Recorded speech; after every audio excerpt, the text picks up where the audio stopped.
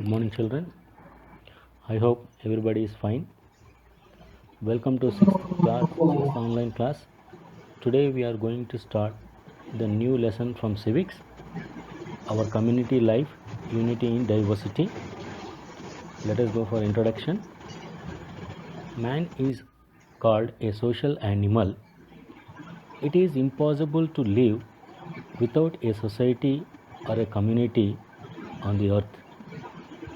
Children, for example, let us imagine stay alone at home without your friends, parents for one day. Is it possible with you? No, not at all. Not only with you, even it is not possible with me also. So, it became habitat to live in the society by man, and we enjoy in the community staying together. Today, the advancement in science and technology made human needs multiplied. If you compare people living in villages lead a simple life, whereas people living in cities lead a luxurious life. If you compare the requirements are different from one another compared to rural as well as urban. The requirements, necessities of human beings compel us to live together and extend mutual cooperation. This is called community life.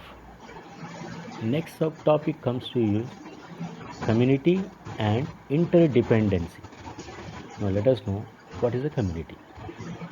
The community in which we live comprises of the family, the school and the neighborhood.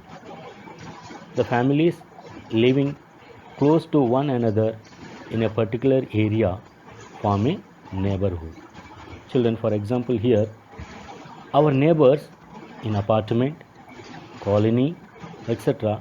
with mutual understanding by give and take we enjoy with our neighbor, friends, etc. A group of neighborhoods comprises a village or a city, whereas many villages and cities together form a country. Today, no country in the world can meet the demands of its people independently. So, every family, neighborhood, village, city or country has to depend on one another for day-to-day work. Next comes to interdependency. In our daily life, we require the services of farmers, tailors, electricians, plumbers, shopkeepers, teachers, doctors, and many more specialists and skilled workers. Here, we'll take one example. Now, in my house, I got water pipe leakage problem. To whom have to call from the above paragraph to solve the problem? As you know, I have to call plumber. Why? Because he is specialist in his work compared to me as a teacher.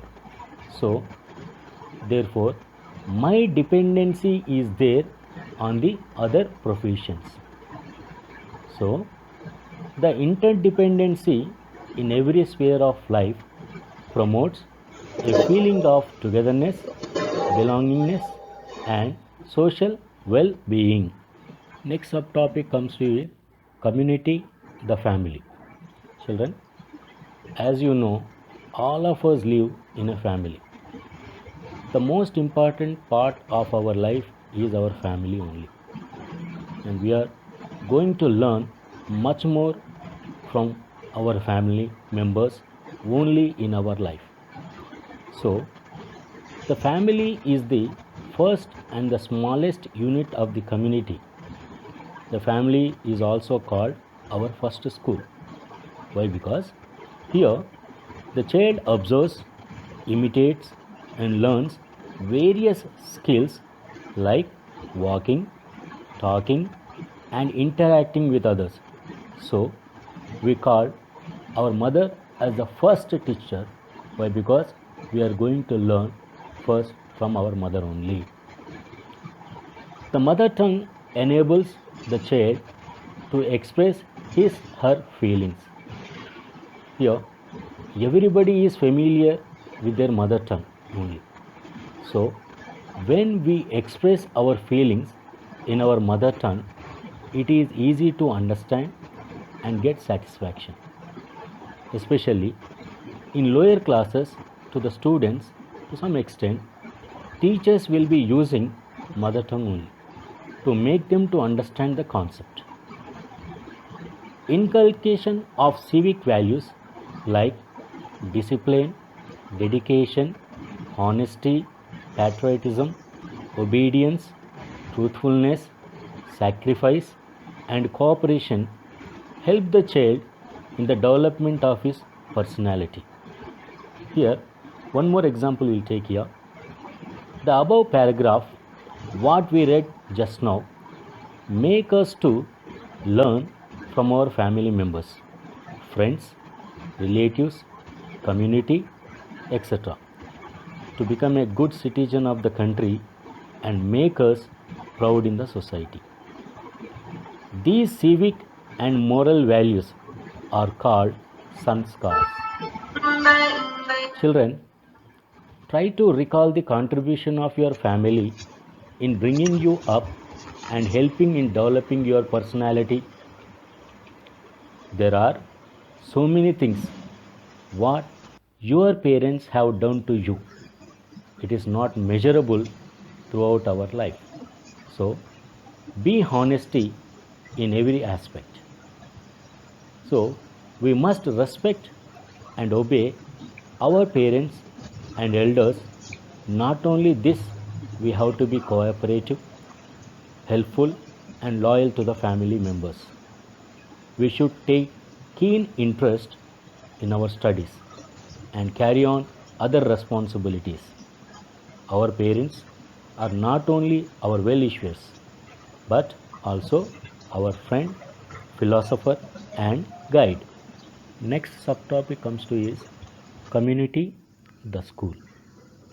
The most important learning center for everybody is the school, where we can spend more time in learning education, adopting good values, getting good friends. Apart from all, we will get good teachers to make our life meaningful in the society. School not only imparts education but also trains us in the art of community living. Education that makes us good human beings capable of making positive contribution for the betterment of the community. Next subtopic comes to is community, the neighborhood. Everything around, whether living and non-living, is a part and parcel of our neighborhood. Every individual as well as community, whether at the village level, city level, state level, national or international level, needs a friendly neighborhood. Here one example. For example, our neighboring country with China, Pakistan, Nepal are not having good relations with India.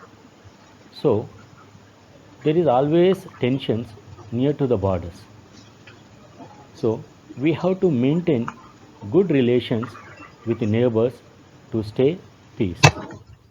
Next subtopic comes to is community economic development.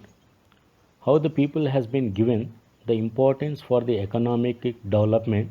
Now let us see.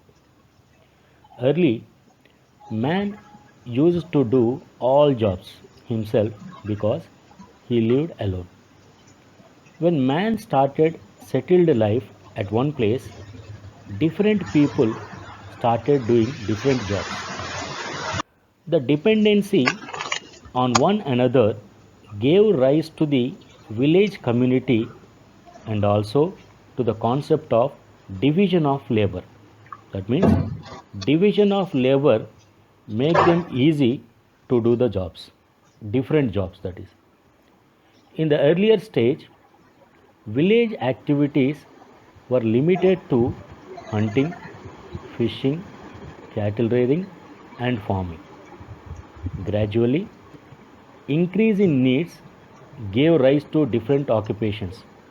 What type of occupations they have given means masonry, carpentry, weaving, tailoring, trading, etc. These are the changes, gradual changes in the village level. Agriculture continues to be the major occupation in rural areas till today. That is nearly more than 70% of the India's population is depending on the agriculture sector only. Another 30% is given importance for the other sector like secondary as well as service sector. When people worked for one another in return of goods or services, later they worked in exchange for money. In the initial stages, in the olden days, people used to exchange with the products only. Suppose I need a brinjal, you need a tomato. So, if I need a brinjal, I used to give tomato, whatever it is there with me, to replace the product. That we are going to call it as a barter system in the olden days. Now the system has been changed. We are exchanging the products with the means of currency, that is the notes or coins. This became the basis of all economic activities and also the source of livelihood for the people. It was the beginning of economic interdependency. Coming up of towns as cities, economic activities in urban areas were different. It became the major centers of trade and industry. Chain of economic activities like construction of roads and buildings, trading, manufacturing of goods, etc. started. The services like health, medical care, education, supply of water, electricity, banking and insurance became essential requirements not only for the urban life but also of the rural living. So much of technology was developed. Even till today you can see how the urban people are enjoying, even in the same way rural people also enjoy. I hope everybody has been understood this concept. If any queries, please post in the WhatsApp group. Thank you. Have a nice day.